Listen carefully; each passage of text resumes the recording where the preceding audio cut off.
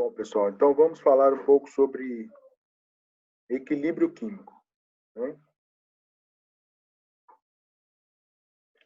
Quando a gente fala, então, de equilíbrio químico, a gente vai discutir, na verdade, um conceito de reações químicas, que são reações químicas reversíveis. Então, quando os reagentes eles se transformam em novas substâncias químicas, num processo de reação química, essa reação química ela pode acontecer de forma irreversível, onde todo o reagente será consumido para formar os produtos, ou pode acontecer de forma reversível, onde os reagentes eles são transformados em produtos, mas dependendo da condição, os produtos também se comportam como reagentes para formar os reagentes daquela reação. O que a gente chama então de uma reação que ocorre nos dois sentidos. Então, se A mais B forma C, numa reação reversível, C pode se decompor formando A mais B. E aí, essa reação reversível, quando ela atinge uma condição onde a velocidade de formação dos produtos é igual à velocidade de decomposição dos produtos, atinge-se uma condição chamada de equilíbrio químico. Bom, o objetivo dessa aula, então, é discutir o equilíbrio químico das soluções, né? As soluções, elas são os veículos para as reações químicas. Então, dentro de uma solução, quando se faz a solubilização de substâncias químicas, essas substâncias elas atingem diferentes equilíbrios. Equilíbrios de reação química ou equilíbrios simplesmente de solubilidade, de dissociação, como, por exemplo, os ácidos e os sais. Observar a interação entre equilíbrio químico e pH e demonstrar a interação do equilíbrio químico com a solubilidade e a eletroquímica. Por que é preciso estudar equilíbrio químico? Porque o equilíbrio químico influencia as propriedades das soluções, determina a solubilidade de substâncias e o equilíbrio químico influencia no controle das reações químicas. As reações que ocorrem no nosso organismo, as reações bioquímicas, elas são catalisadas por enzimas. E muitas dessas reações, elas são reversíveis. E o fato delas serem reversíveis, elas favorecem, por exemplo, o controle da reação. Então, se o organismo está produzindo uma determinada substância de interesse, numa reação bioquímica reversível, se eu quero parar essa reação, porque essa substância não é necessária mais, eu posso bloquear a enzima. Ou até mesmo fazer com que essa reação ocorra no processo contrário. Né? Então, quando a gente ingere grandes quantidades de glicose, a glicose entra na célula para ser transformada em energia pela via glicolítica. Mas eu posso parar essa via glicolítica porque eu não estou precisando mais de energia. E aí pegar essa glicose e estocar na forma de glicogênio. Né? Esse controle é feito em determinadas situações sobre reações reversíveis. Bom, o que será estudado, então? A gente vai estudar a constante de equilíbrio químico, equilíbrios homogêneos e heterogêneos, produto iônico da água, pH, solubilidade e essa relação de solubilidade de sólidos e gases em soluções aquosas, soluções à base de água. O conhecimento prévio que a gente precisa ter é sobre estequiometria das reações, sobre o que é soluções aquosas, sobre a solubilidade em água e sobre os conceitos de ácidos, bases e pH.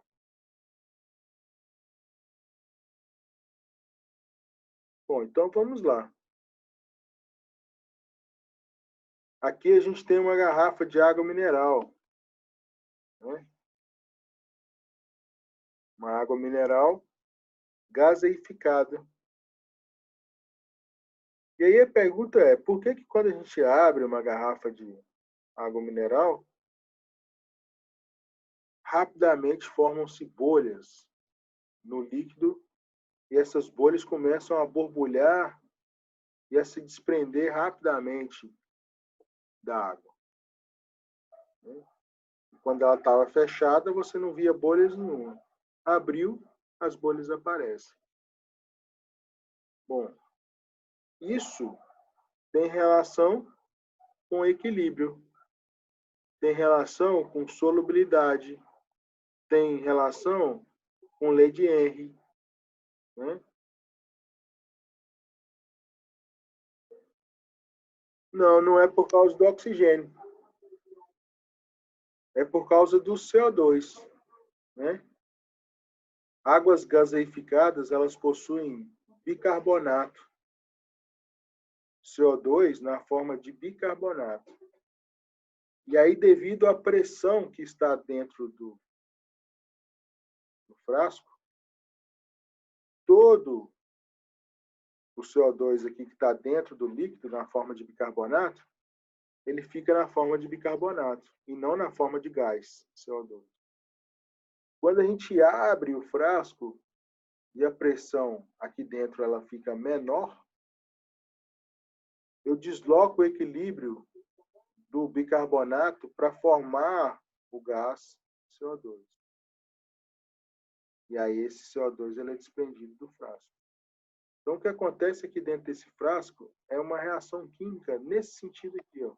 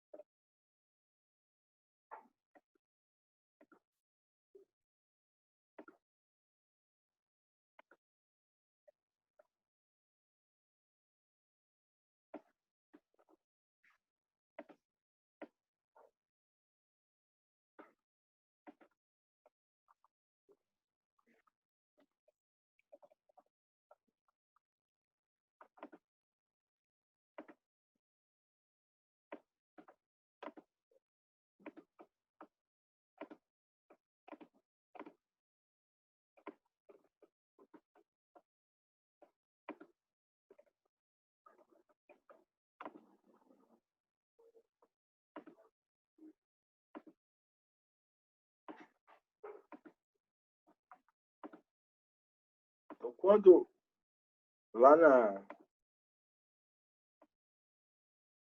na fábrica de água mineral é engarrafado a água mineral gaseificada, o que se faz é borbulhar CO2 na água.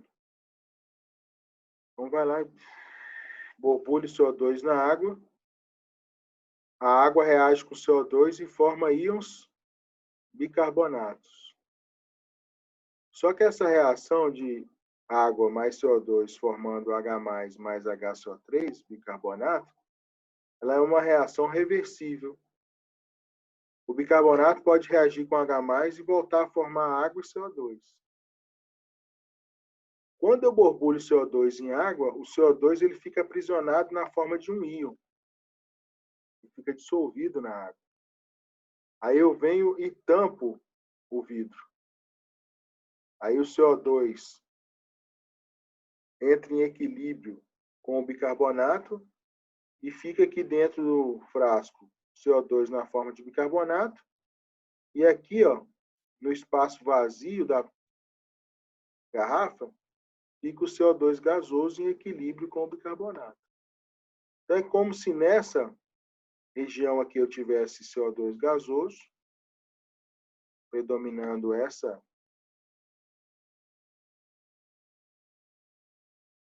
direção da reação, E aqui dentro eu tenho o predomínio de CO2 na forma de bicarbonato, predominando essa direção da reação.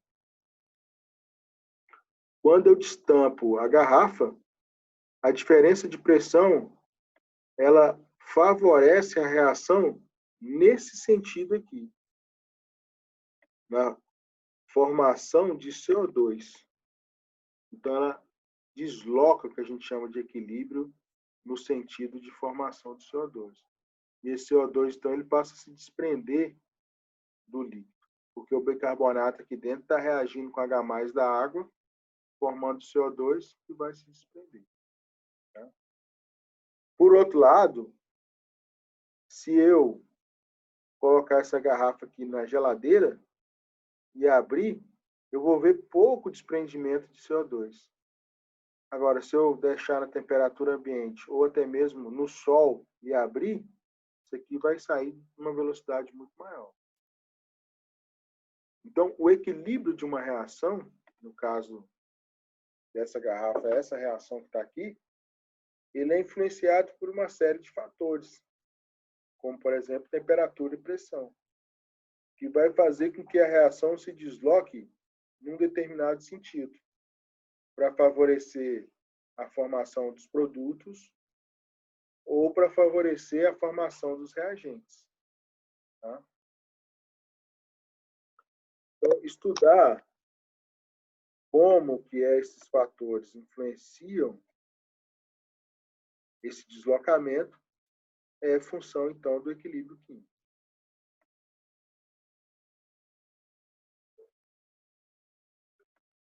Bom, para a gente estudar equilíbrio químico, como nós já vimos, eu preciso de ter a reação na sua forma balanceada.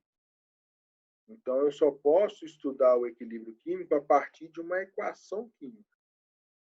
Eu não posso estudar, por exemplo, o equilíbrio da formação de N2 a partir de H2, da decomposição de amônia, se eu não tiver com ela equilibrado. Se eu não tiver com os coeficientes estequiométricos da minha reação. Então, para estudar equilíbrio químico, eu preciso que a reação química esteja balanceada, respeitando as leis de conservação das massas e as leis de proporção das massas que nós vimos na aula passada. Outra coisa importante de se estudar, de se lembrar quando a gente faz estudos de equilíbrio químico, é que essas transformações elas acontecem em ambientes aquosos, com a água sendo o solvente. E a água, ela é um solvente universal. Ela consegue solubilizar sais, ela consegue solubilizar moléculas que tenham grupos OH, NH ou FH, e ela consegue solubilizar, inclusive, moléculas que possuem frações hidrofóbicas e frações hidrofílicas, como, por exemplo, gorduras, lipídios, ácidos graxos presentes no nosso organismo. Então, a água dissolve vários tipos de substâncias, substâncias iônicas, polares ou anfipáticas, e tem frações hidrofóbicas e hidrofílicas. Então, essa capacidade enorme de solubilidade da água é devido ao fato da água ter essa estrutura aqui, ó, uma estrutura polar, onde ela tem uma região negativa e uma região positiva. Esses polos negativos e positivos interagem com regiões positivas e negativas de outras substâncias químicas, fazendo, então, o processo que a gente chama de solubilidade.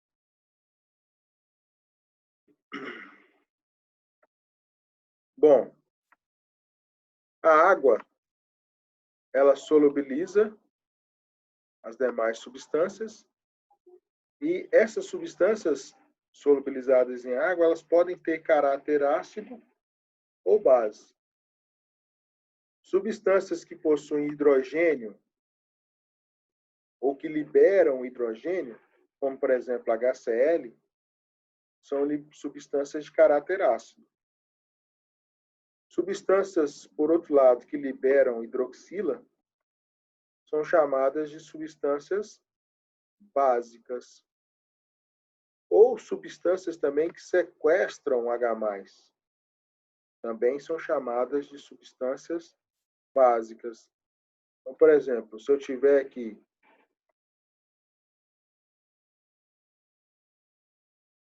amônia,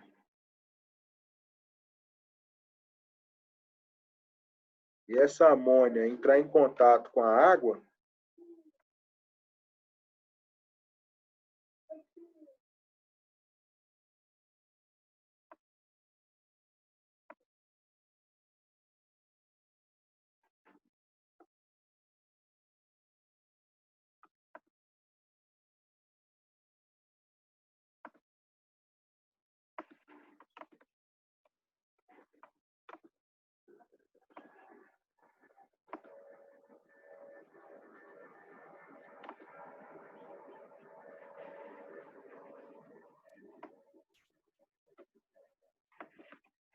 essa amônia ela pode entrar em contato com a água e retirar os hidrogênios da molécula de água e formar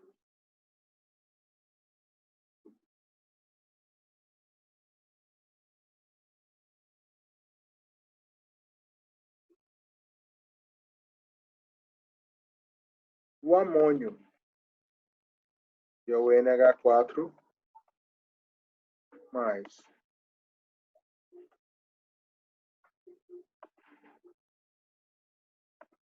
Então, substâncias que liberam hidroxila ou substâncias que retiram H+, como, por exemplo, a amônia, que retira H+, e transforma em amônio, essas duas substâncias, NH3 e NaOH, se comportam como uma base. E qual que é a importância disso do ponto de vista de solução? Ora, quando a gente tem água pura, somente moléculas de H2O, a água pode se decompor em H+ e OH-. Então, se eu tenho água pura, a água pode liberar H+ e OH-. E a quantidade de OH-, 1, 2, 3, 4, é sempre igual à quantidade de H+. 1, 2, 3, 4. Então, a concentração de H+ numa água pura é igual à concentração de OH-, o que faz com que o pH seja igual ao pOH. Porém, se a gente acrescenta mais hidrogênios, por exemplo, HCl, eu vou ter 1, 2, 3, 4 hidroxilas, mas agora, além dos 4 hidrogênios que eu já tinha, eu estou recebendo aqui mais 1, 2, 3 hidrogênios do ácido, que faz par com 1, 2, 3 cloreto. Então, a minha quantidade de H+ está agora maior do que a minha quantidade de hidroxila. Se a minha quantidade de H+ está maior do que a hidroxila, o meu pH agora ele é menor que 7. Trata-se de uma solução agora ácida. Por outro lado, se eu jogo mais OH-, passo aqui, ó, de 4 para 7, e permaneço com a mesma quantidade de H+, a minha concentração de H+ agora passa a ser menor do que a de hidroxila. Se a minha concentração de H+ passa a ser menor do que a de hidroxila, o meu pH passa a ser maior que 7. No ambiente é básico. Bom, professor, mas o que tem a ver o equilíbrio químico com isso? É que, por exemplo, se eu adiciono NH3, a água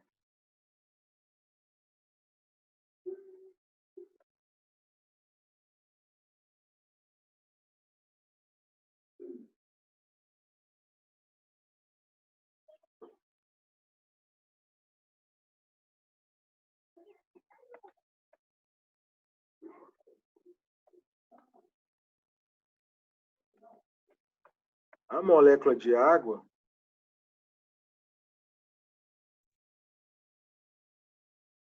ela possui o que a gente chama de equilíbrio iônico com os seus íons H+, e OH-.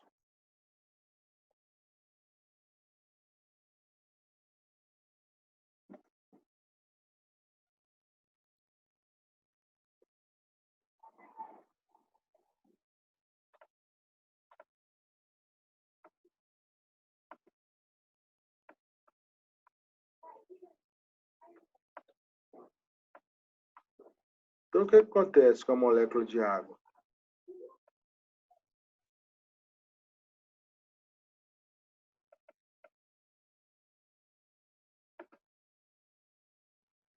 Ora, eu tenho lá a molécula de água, formando H+ e OH-, e H+ e OH- formando molécula de água, em equilíbrio.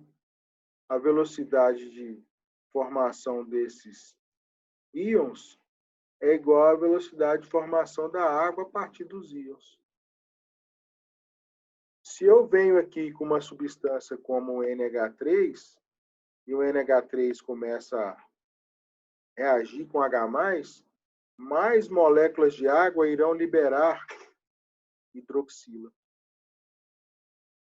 Eu faço com que o equilíbrio da água se desloque nesse sentido. Então, se eu for tirando H+, aqui, tirando H+, eu vou produzindo mais OH-. Por isso que algumas substâncias que não são bases verdadeiras, que a gente discutiu lá na química inorgânica, algumas substâncias, elas, ao tirarem o H+ da água, desloca o equilíbrio da água para maior liberação de OH-, tornando o ambiente básico. Então, ácidos de Bronsted e Lowry, que são substâncias que removem H+, bases de Bronsted e Lowry que removem H+, elas removem esse H+ e deixam o ambiente básico porque desloca o equilíbrio da água. Então, o equilíbrio da água pode ser influenciado por substâncias básicas e ácidas, fazendo com que o pH se altere. Tá?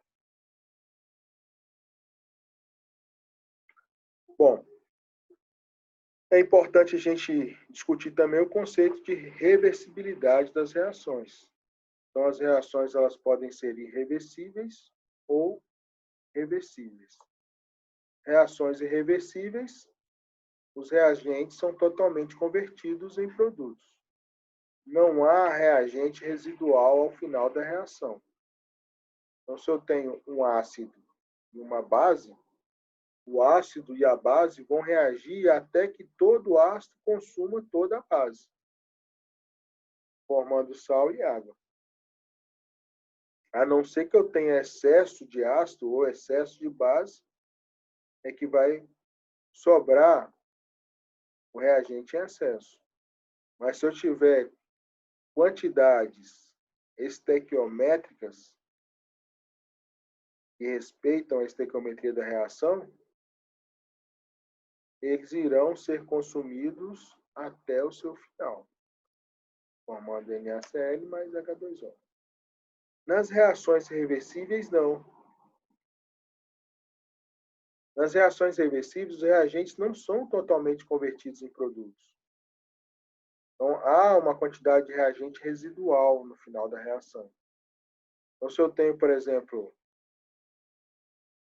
ácido etanóico mais etanol, o ácido pode reagir com o álcool, formando um éster, uma reação química orgânica, e água. Só que o éster pode reagir com a água e formar novamente etanol e ácido carboxílico. Então, essa reação ela ocorre nas duas direções. Do ácido reagindo com o álcool para formar o éster e água, ou da água reagindo com o éster para formar o álcool e o ácido. Quando eu coloco ácido e álcool em contato, eles vão começar a reagir e produzir éster e água. Mas vai chegar um ponto que a concentração dos reagentes não vai variar mais. E a concentração dos produtos também não vai variar mais. Porque a velocidade de formação do éster e da água é igual à velocidade de formação do etanol e do ácido. A velocidade nesse sentido vai ser igual à velocidade nesse sentido. Aí eu tenho o que a gente chama então de equilíbrio químico. Então só faz sentido falar de equilíbrio químico em reações reversíveis. Como por exemplo essa aqui, ó.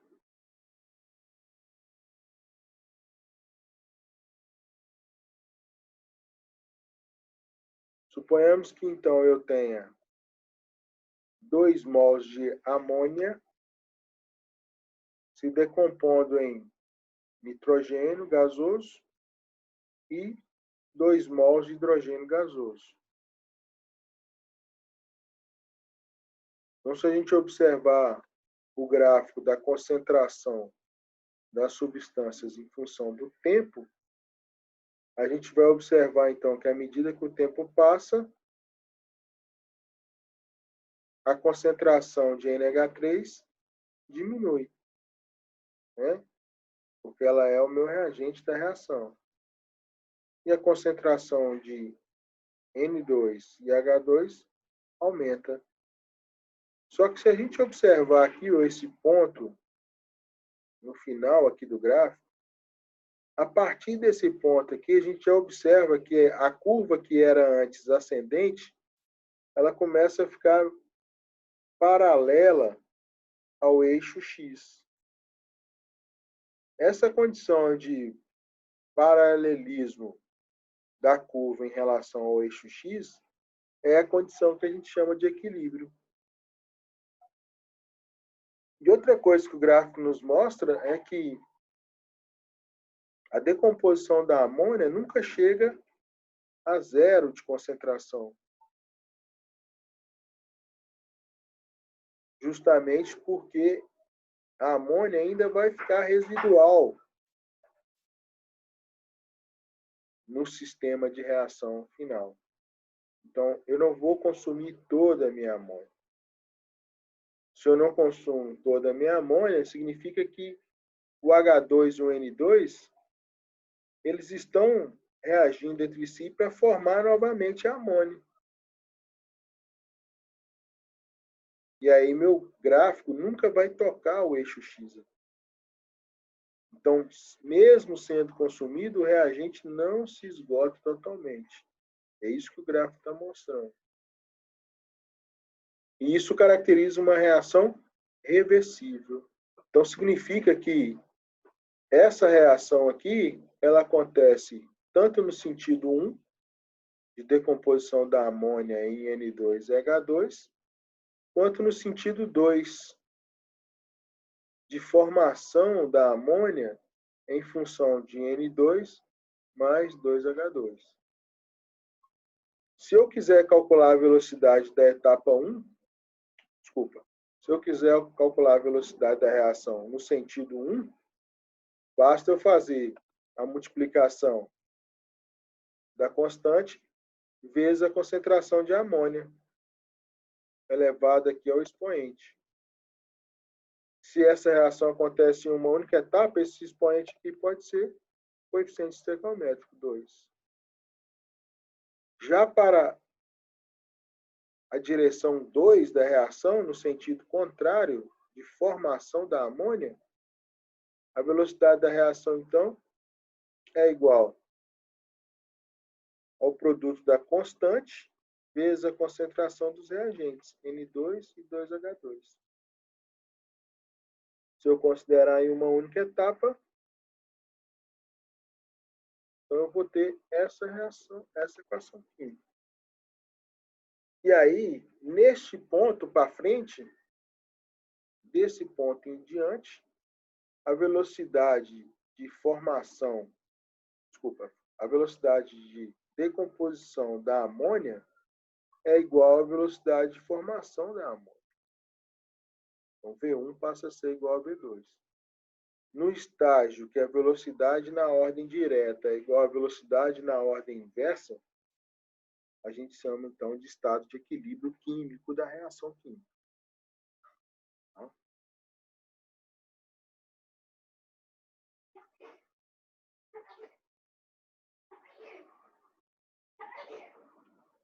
Desculpem, pessoal. É o que acontece nessa reação aqui também. Ó. N2O4, que é um gás incolor, dando origem a NO2, que é um gás de cor castanha. Então, se eu coloco N2O4 dentro de um frasco transparente e vedo esse frasco, eu vou observar que, com o passar do tempo, naturalmente, o N2O4 se decompõe em 2NO2. E aí a coloração ela vai ficando cada vez mais castanha, até chegar a um determinado tempo, onde essa coloração castanha ela não muda mais. Quando essa coloração castanha não muda mais, significa que a quantidade de NO2 formada chegou na sua concentração máxima. E que a velocidade da reação, então, ela acontece nos dois sentidos. Tanto no sentido de decomposição do N2O4 em 2NO2, quanto na formação do N2O4 a partir de 2NO2. Se a gente transpor essa observação por um gráfico, a gente vai observar que o NO2, que é o meu produto da reação direta, e o meu N2O4, que é o reagente da minha reação direta, num primeiro momento o reagente está com a concentração de 1 mol por litro e o produto com 0.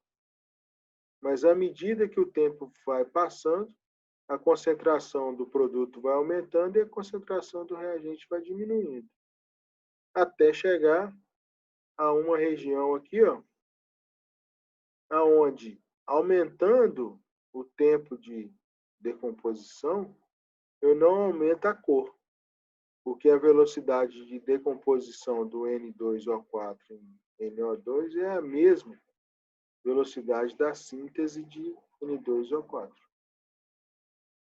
Então, a coloração permanece constante porque não há variação na concentração das espécies químicas. Atingiu-se, assim, então, um estado de equilíbrio iônico. Bom, o equilíbrio químico, então, é uma situação na qual as concentrações dos participantes da reação não se alteram, pois a reação direta e inversa está se processando com velocidades iguais. Então vejam que no equilíbrio químico não é que não está tendo reação. Está tendo. Só que uma reação que leva a uma variação que a gente chama de equilíbrio dinâmico. Está acontecendo ali transformações químicas, mas as transformações químicas estão acontecendo em velocidades constantes. num equilíbrio, então, dinâmico, num equilíbrio de velocidades.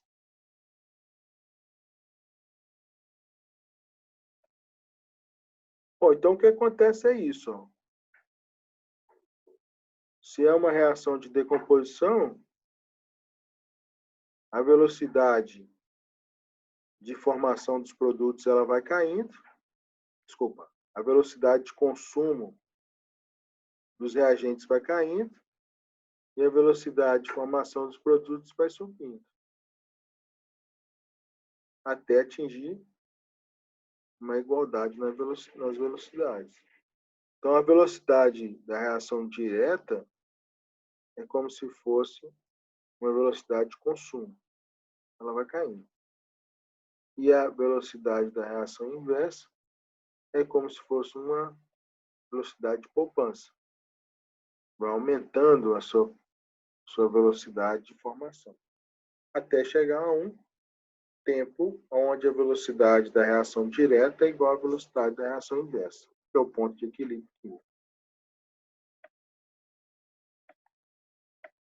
Os equilíbrios podem ser homogêneos, quando todos os reagentes estão na mesma fase química, então todos os reagentes estão na fase gasosa, todos os reagentes estão na fase aquosa, o equilíbrio é homogêneo.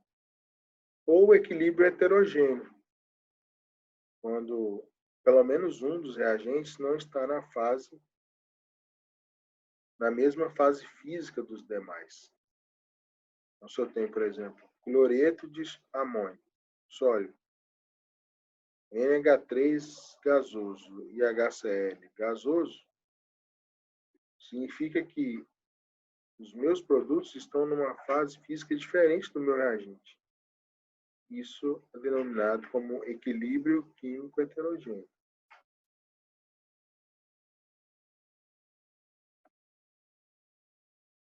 Bom, então na reação que nós acabamos de ver agora, do N2O4 mais 2NO2, e passa então de incolor para castanho, a reação direta é a reação de N2O4 em 2NO2. A reação inversa é o contrário. É o 2N2 formando o N2O4. Então, a velocidade da reação 1 é V1K1, concentração do reagente. 2NO4 elevado a 1. A velocidade 2 é K2 vezes concentração de N2 vezes a concentração 2. No equilíbrio, a velocidade 1 é igual à velocidade 2. K1 vezes N2O4 é igual a K2 vezes NO2 sobre 2. K1 sobre K2 igual a N2 ao quadrado sobre N2O4. Esse